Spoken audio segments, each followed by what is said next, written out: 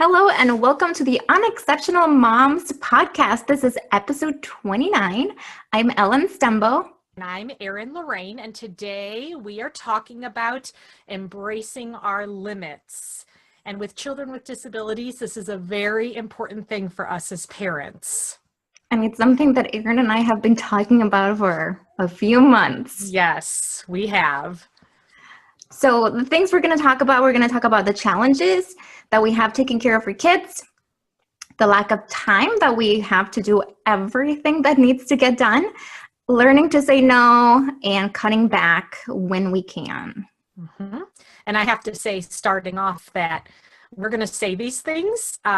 So do as we say, not as we do. Yeah, that's a very good thing to say. Very much still figuring this out for ourselves. Yes. And nobody gets to hear a conversation we have before the podcast, but we certainly have our plates full, and yes, it doesn't seem to change. No, it doesn't. No, it doesn't. There's different seasons in life, but when one thing seems to go in the back burner, something new pops up. Yes. I was just talking about appointments with you, and we constantly have weeks that have appointments in them. And sometimes I'll look at a week and I'll be like, oh my goodness. Now we always have our standard appointments, therapy and stuff, but I mean extra stuff. We have no appointments that week, and then something will happen. So like last week was Oksana got a callus on her foot. And so we ended up at the orthotist getting recasted for new AFOs and another appointment. Yes, that's how it goes. We went to the pediatrician and we walked out with, referrals to Yep. 5 different doctors because we just moved to Minnesota. So Right. Yeah. It's one thing after another. And actually, Definitely my husband and I are still looking at each other and we keep asking each other, when is this going to end? Like the slew of appointments that we have coming up. I don't see an end. It's just, It's continual. Especially for those of us who have kids who do have ongoing medical needs. Right, exactly. Yes. So even if there's minor things, we have to keep going to a cerebral palsy clinic. Right. And exactly. We still have to worry about medications, and we still have to worry about interventions, and we still have to worry about all the things that happen as kids get older. So challenges of caring for our kids, all of the appointments. Yes. For me, that's just the biggest thing right now. It's appointment after appointment after appointment. Yes. And I don't know about you, but for me, what makes it harder is that I take care of my kids really well, but I don't take care of myself very well at all. Most definitely. So I put my kids first and meet their needs, but it's very rare for me to make myself a priority. Yeah. I mean, having said that, these appointments are, when we talk about like prioritizing things, obviously you can't not take your kid to the doctor. Exactly. So these are high priority things. It's not like we can just say, I'm going to not take you to the doctor today so I can go have a massage, but right. You're absolutely right. Some of those less important things could be set aside for some self-care, which is really my least favorite word right now, because there's no such thing. Yes, I'm right there with you right now. So why do you think we're talking about embracing limits? Because it's something that we have to deal with and embrace. And sometimes when things are not high stress and I could take care of myself, I'm too exhausted to do that. Yes. Oh, definitely. Yes. Yep. There is another thing I struggle with is like, where do I draw the line? So if I have been, so we both have jobs, mine is part-time, but if I've been working throughout the day, I've maybe stopped to go to an appointment, and then the kids come home from school and I'm making dinner and then maybe I go work some more in the evening because I work from home. And then now it's 9:00 and I have a minute to breathe, but I have clothes that need to be folded and dishes that need to be put away. I struggle with where do I find the point where I stop and go, you know what? I am going to sit down with my husband and we're going to watch a Netflix show and the laundry's going to get folded tomorrow or the next day or the next day. Yes. Part of me can't wait for my kids to get older so they can have some chores. Yes. But I mean, they can do some chores, but like to feel like the load is lessened. I feel like my kids are still a bit young for that. But yeah, it happens. But I have to say that I started taking dance lessons. So there's a studio close to my house and they teach dance lessons, and I look forward to it because that's my happiness. So sometimes I just keep looking at Saturday thinking, but on Saturday at 10 a.m., I will be learning how to dance flamenco. I love it. Or hip hop, which I don't hip hop. I don't move. My body doesn't move that way, but I sure try. I did ballet for a while, but then life got busy and I stopped. But Larry and I are looking into swing dance lessons. And the nice thing is we think we might have found something that's after the girls go to bed, which they go to bed fairly early because they get up really early. But what's nice about that is childcare isn't as stressful for me then, because all I need is someone to come sit in my house while they sleep. So I don't have to worry as much about that. But that's something that we're looking at doing. And, Larry's not that thrilled about it, but I said it's a night a week that we're guaranteed to have some time. And we're learning something new. And so if we only do it for one session and decide to ditch it after that, we've lost nothing. We've had some fun, Yes. Which then, I mean, that goes to say that if you're married, finding something to do with your spouse is really great. Mm-hmm. And for those of you who live close to family, if you have family who supports you, if they can help, that's great. That's part of why we moved, to be close to grandparents and my sister. So I know today, of course, we're recording this not on Tuesday, but today it's Friday when we're recording, and my husband and I get to go on a date. So, yay! Yes, that's the nice thing about having grandparents, and that's what we said. We haven't had this for 15 years, right? We never had this because we didn't live close to family. Yeah. So that's not true. We had a family when we lived in Iowa. We had a couple that they were like. They're our family. I consider them family, and they did help with kids, but not everybody has that.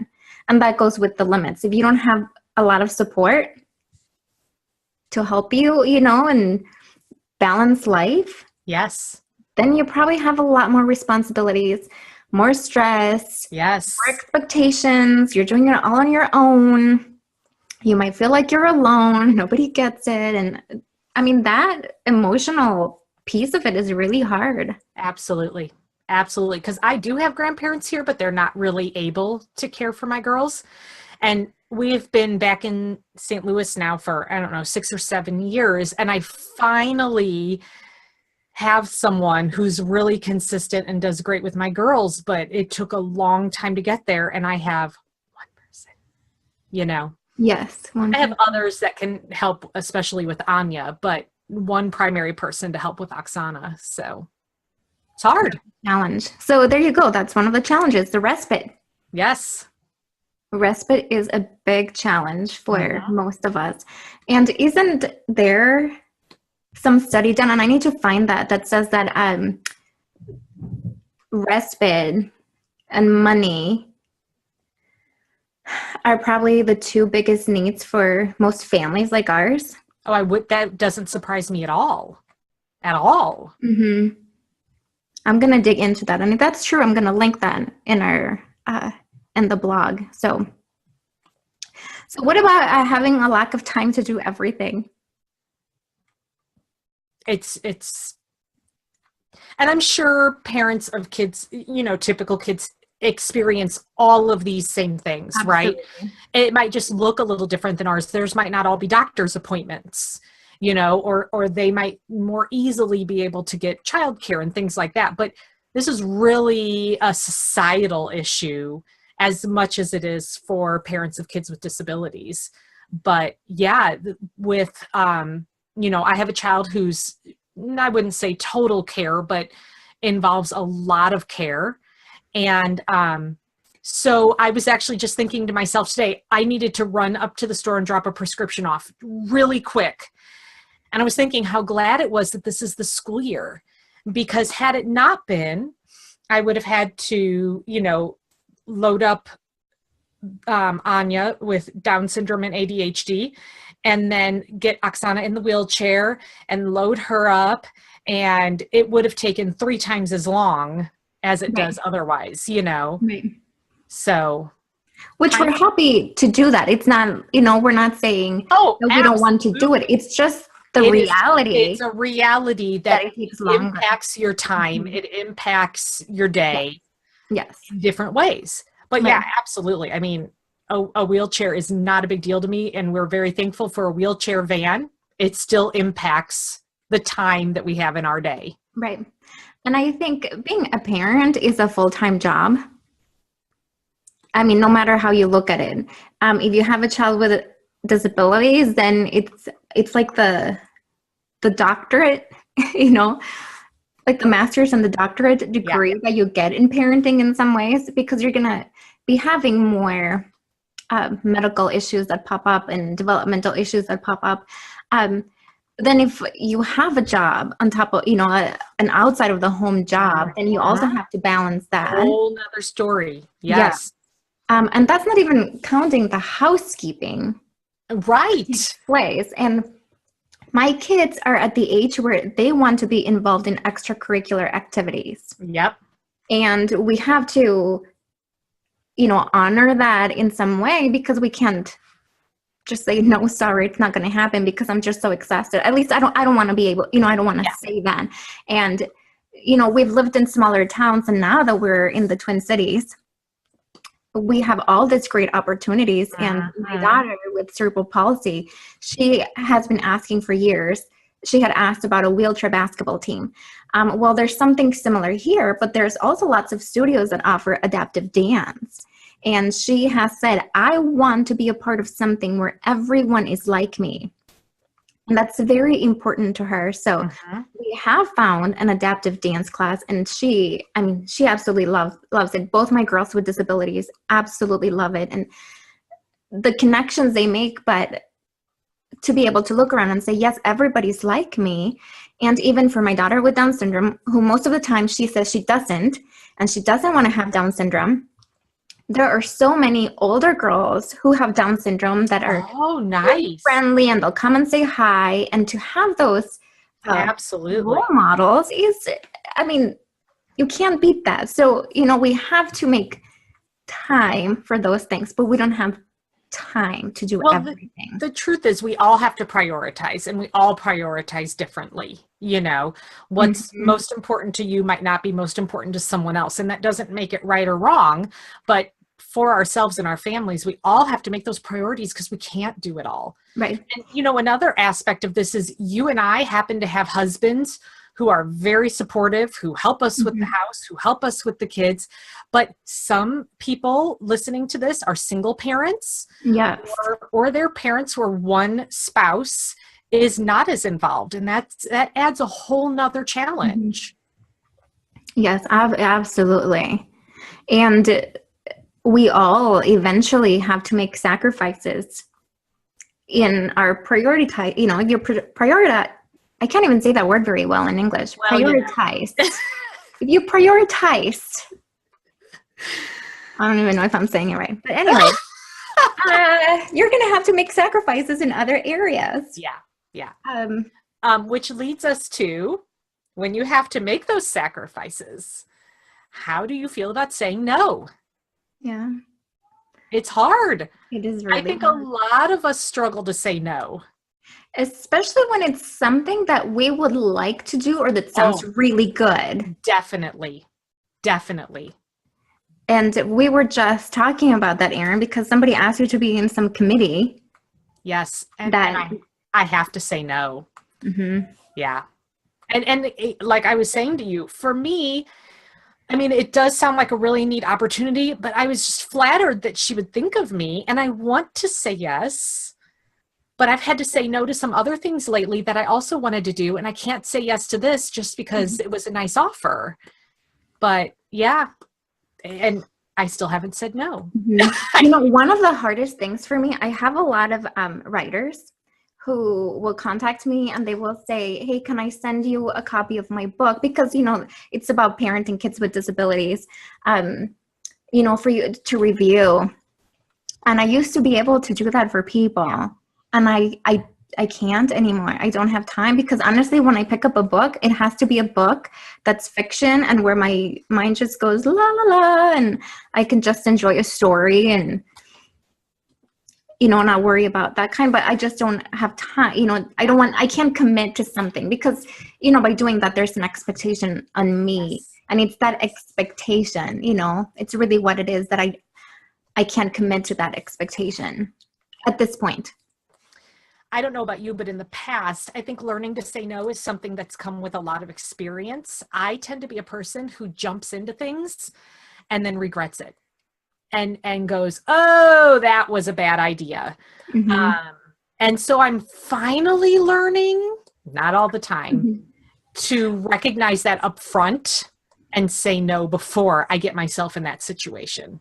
And for me, I oftentimes don't recognize the time commitment that I've made when I said yes. Oh, good point. I'll think, oh yeah, I'll say yes because when we do it, it's only going to be, an hour a week. And it turns out to be maybe 3 or 5 hours a week. Yeah. Or it is an hour a week, and that's an hour a week you just didn't have for that. Yes. And that is very possible. And maybe that hour a week is an hour a week that you didn't get to read one of those books that lets you go away. And so you feel guilty for that because you're like, well, this is something good. And instead I'm choosing to read the book. But sometimes that's the no you have to do to take care of yourself too.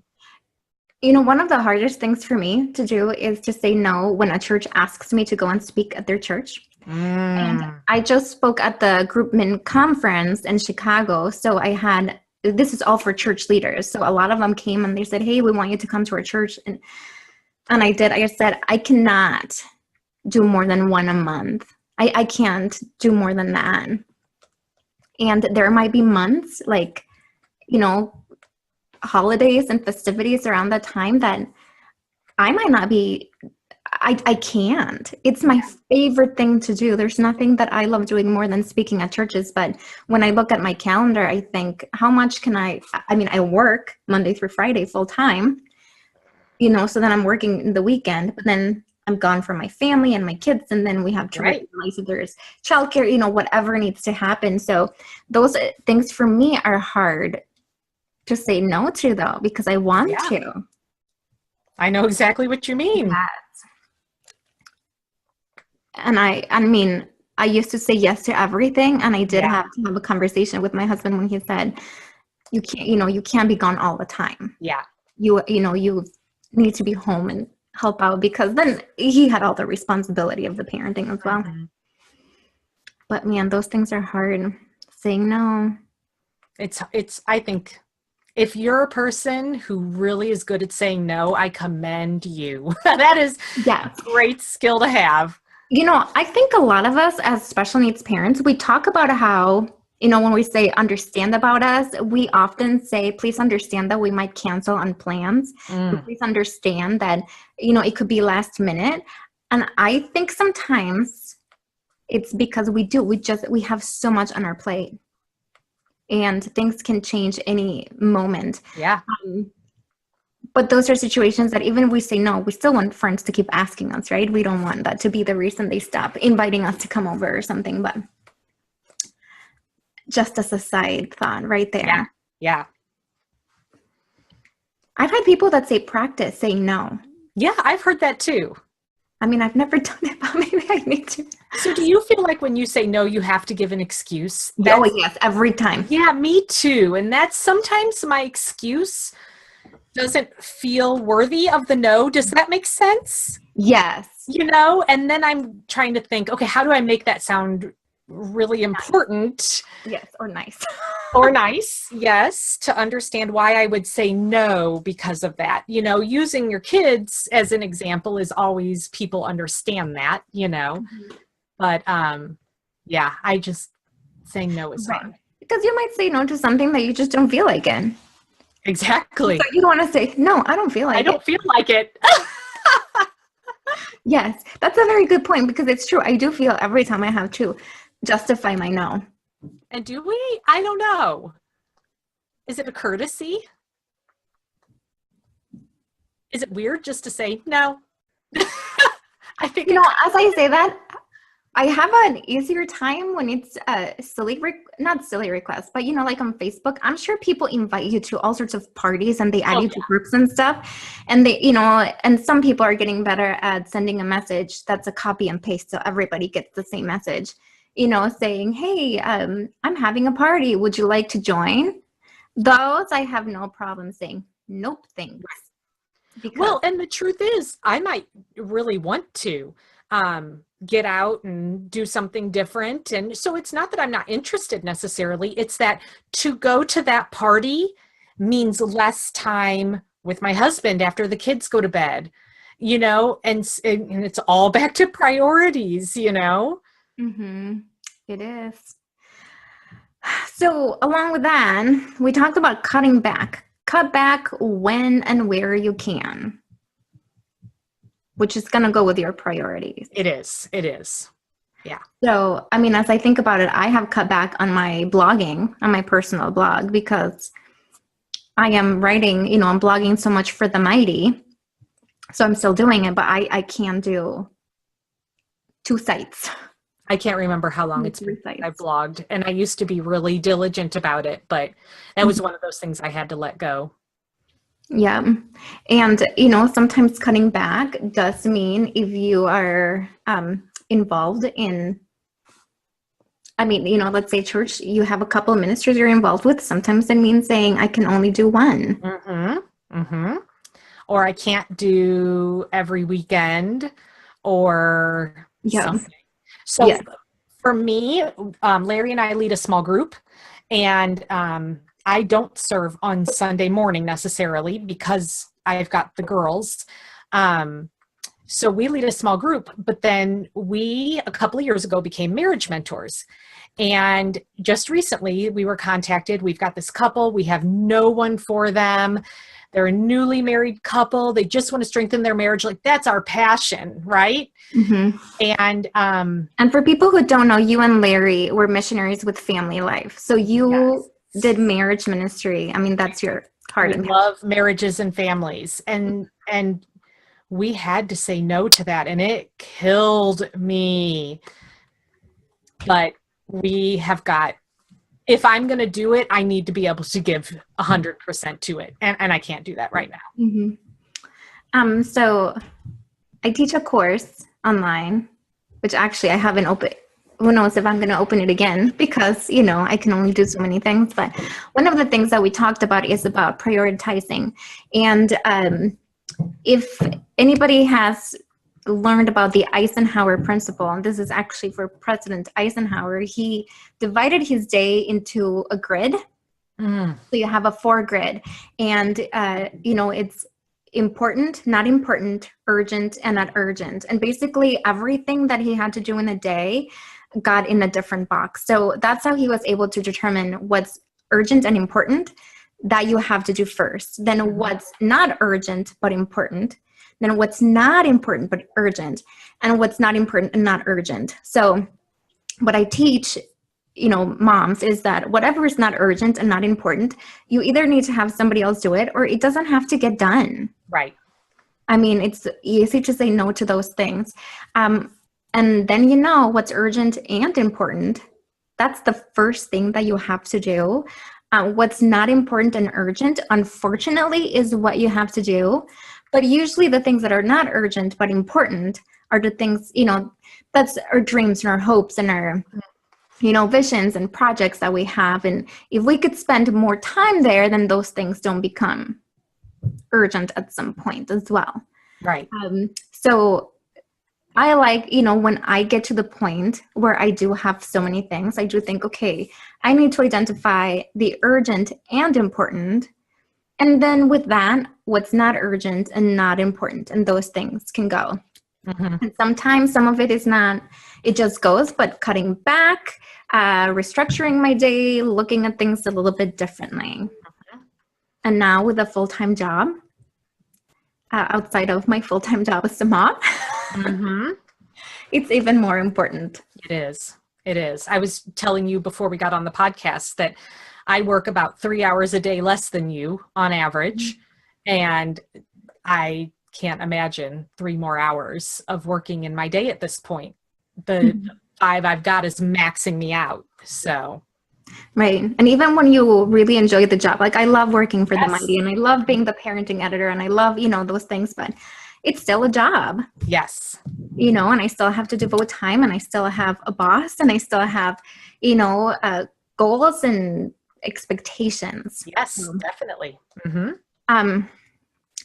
So with that said, because we're talking about embracing our limits, we have also looked at the podcast and restructuring it a little bit. So we were doing a podcast every week.